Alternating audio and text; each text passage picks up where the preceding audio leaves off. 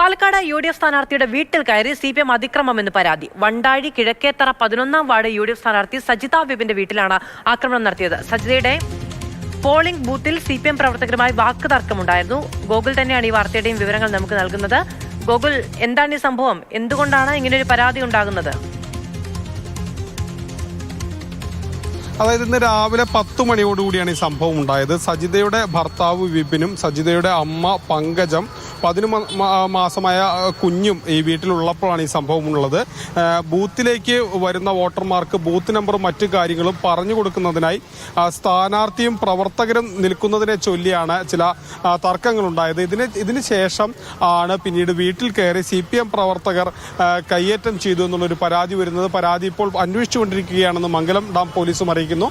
മംഗലം dam പോലീസിന് ഈ വിഷയത്തിൽ ഈ സംഭവം നടന്നതിന് പിന്നാലെ പരാതി നൽകുന്നു. ഇപ്പോൾ അന്വേഷണം നടക്കുകയാണെന്നാണ് പോലീസും പറയുന്നത്.